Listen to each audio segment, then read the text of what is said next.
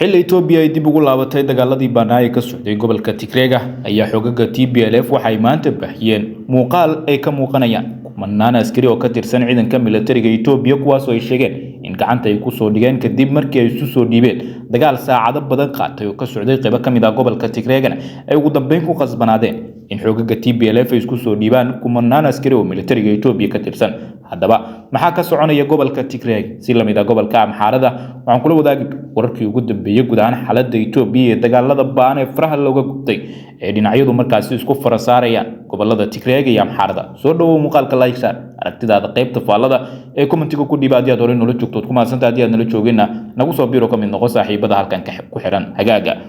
gudaha Itoobiya muuqaalada ka imaanaya waxa ay muujinay jab xoogan oo gaaray ciidanka militariga Itoobiya kaasoo isugu jira dhimasho iyo dhaawac iyo sidoo kale maxaabiis tiro beela oo ay gacanta ku dhigeen xogaga TPLF muuqaal si weyn baraha bulshada u qabsaday ayaa waxa ka muuqanaya kumanaan askari oo ciidanka militariga Itoobiya kuwaas oo isu dhiibay xogaga TPLF kadib dagaalo saacado badan qaatay oo ka socday qaybo ka mid ah gobolka Tigreega maalmihii ugu dambeeyay gobolka Tigreega ayaa martigelinayay dagaalo aad u xoogan oo Itoobiya ciidankeeda u adeegsanayeen awood kasta oo ay heli kareen xilli maalmihii ugu dambeeyay TPLF ay ku eedeynayso Itoobiya inay adeegsanayso awood xad dhaaf ah haddana xogaga TPLF ayaa muujiyay dhabar adeeg sida markaasi ka muuqata waxaana ay gacanta ku dhigeen boqolaal askari oo ka tirsan ciidanka militariga Itoobiya kuwaas oo si xoog ku soo qabteen markii xirooyinkooda ay ku weerareen halka kuwa qaarna si iskooda markaasi isugu dhiibeen xogaga TPLF kadib markii uu adkeysan waayeen dagaal baan oo gudaha markaasi gobolka Tigreega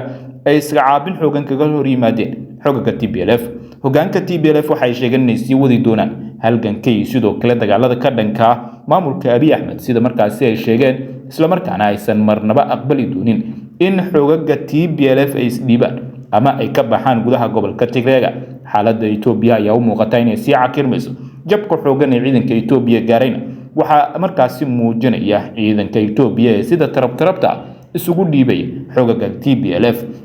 tan mid lamid ah waxay ka dhacday gobolka Amxaarada maalmihii aynu ka soo gudubnay xogaga Amxaarada ee Faano ayaa waxay gacanta ku dhigeen dhankooda boqolaal askari oo ciidanka Itoobiya saanad militari oo kala duwan oo isugu jira taangiyada dagaalka iyo sidoo kale diyaarado drones oo ay kala wareegeen ciidanka Itoobiya ee Colonel Abiy Ahmed Itoobiya waxay u muuqataa inay cagaha la gashay marxalad colaadeed oo aan loogeyn halka ay ku dambeyn doonto taasoo dad badan ku saadaaliyeen inay tahay mid Itoobiya burbur horseedi karta dhammaan xogaga TPLF Faano iyo sidoo kale jabhadda Oromada waxay u halgamayaan sidii ay talada ugu tuuri lahaayeen Abiy Ahmed laakiin markii ay dhacdo in talada ay ka tuuraan Abiy dad badan waxay isweydiinayaan iyaga ma ku heshiin doonaan cidda markaasi qabanaysa hogaanka ugu sarreeya Itoobiya taasoo macnaheedu yahay in iyaga mar kale ay dib isu dagaali doonaan Itoobiya ay cagaha la gali doonto hogaanka TPLF waxay sheegeen inay doonayaan gaarista magaalada Addis Ababa caasimada dalka Itoobiya sida uu xaqiijiyay madaxa ugu sarreeya ee xogaga TPLF ee gobolka Tigreega markaasi ka dagaalamay